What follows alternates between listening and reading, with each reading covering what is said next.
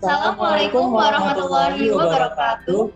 Halo Sobat OSIK, perkenalkan nama saya Abdillah Ahmad dan di sini rekan saya. Nah ini. Ya, kembali lagi pada acara Kuaci modul ketiga.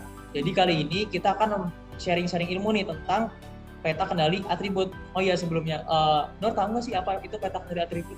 Tahu dong. Oh, apa itu? Jadi peta kendali atribut itu adalah peta kendali yang biasa digunakan untuk mengendalikan proses produksi yang sifatnya itu kualitatif. Contohnya itu seperti cacat produk. Oh, jadi begitu. Mungkin untuk lebih jelasnya bisa disimak pada penjelasan berikutnya ya.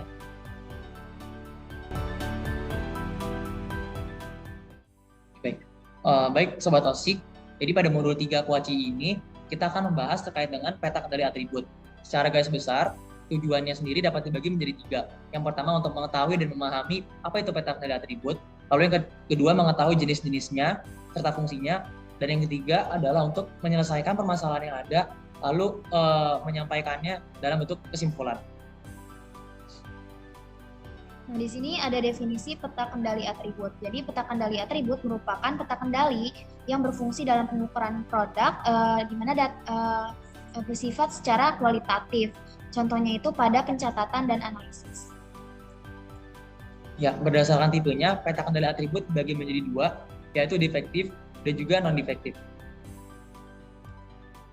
Baik, yang pertama itu adalah peta kendali atribut jenis defektif. Peta kendali jenis ini terdistribusi secara binomial. Lalu kemudian berfokus pada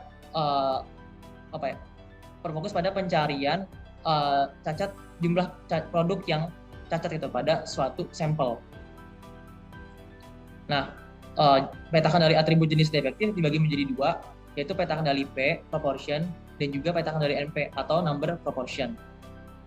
Peta kendali P itu dia menghitung proporsi jumlah kejadian yang cacat yang terdistribusi secara binomial, serta jumlah sampelnya itu tidak harus konstan, jadi pada penghitungannya bisa berbeda-beda.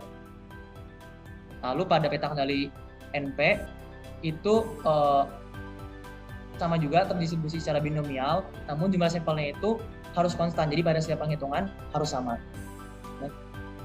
Nah, selanjutnya di sini ada peta kendali atribut jenis non-defektif. Jadi peta kendali atribut jenis non-defektif ini digunakan untuk menghitung proporsi jumlah data yang terdistribusi secara Poisson, di mana khususnya pada jenis peta kendali ini itu untuk menghitung jumlah cacat dalam produk.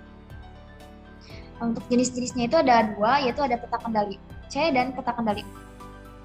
Peta kendali C itu merupakan peta kendali atribut yang mana data yang digunakan merupakan data jumlah cacat pada produk dan jumlah sampelnya itu konstan.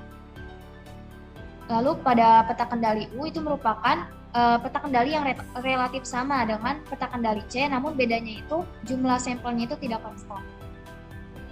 Baik, terima kasih. Mungkin sekian yang bisa kita sampaikan terkait dengan peta kendali atribut. Mungkin lebih jelasnya akan dibahas pada bagian tutorial. Oke, terima kasih. Oke, baik. Jadi teman-teman bisa dilihat modul untuk contoh soal nomor 1. Pada perusahaan kaos tangan ditemukan cacat produk dalam sampel yang bervariasi setiap kali melakukan observasi. Adapun sampel yang diambil dan kesalahan yang terjadi adalah sebagai berikut. Nah, yang ditanyakan adalah apakah proses terkendali? Nah, bila tidak, maka buat revisinya. Di sini sebelum kita melanjutkan ke proses menggunakan software, kita harus periksa terlebih dahulu datanya. Di sini untuk jumlah sampelnya itu adalah tidak bervariasi, sehingga di sini kita bisa menggunakan peta kendali yang P. Nah, maka selanjutnya adalah kita masukkan data tersebut ke dalam Excel agar lebih mudah untuk diproses. Oke. Nah, selanjutnya kita pindahkan juga data yang sudah ada di Excel ini ke dalam Minitab. Kita pas di sini.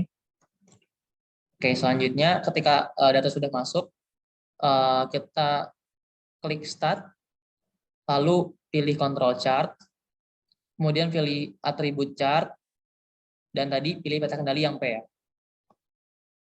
Nah, untuk bagian variables, itu kita masukkan defektif atau P. Select. Lalu untuk subgroup size-nya, kita masukkan jumlah diperiksa atau N. Banyaknya sampel.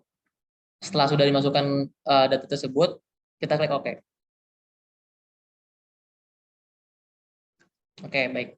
Jadi dari peta kendali ini masih didapat adanya data yang di luar batas kendali ya, yaitu pada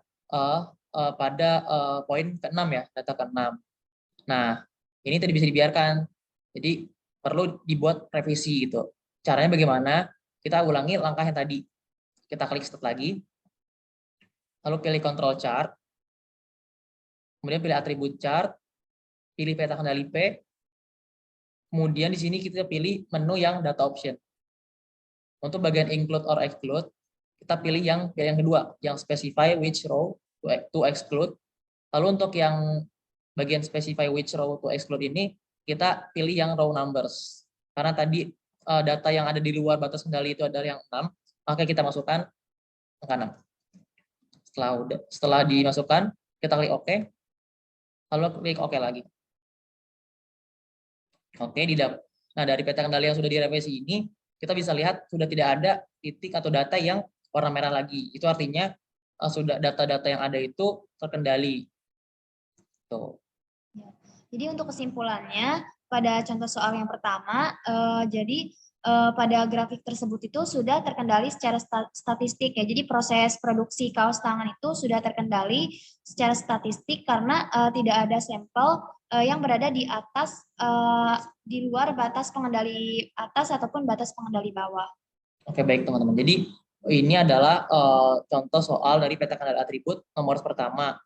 Nah, untuk nomor kedua, nomor ketiga, dan nomor keempat, kalian bisa coba sendiri dengan mengikuti langkah-langkah yang ada gitu dari modul. Nah, mungkin itu yang bisa kita sampaikan terkait dengan tutorial di peta kendali atribut. Sekian dari kami. Wassalamualaikum warahmatullahi wabarakatuh.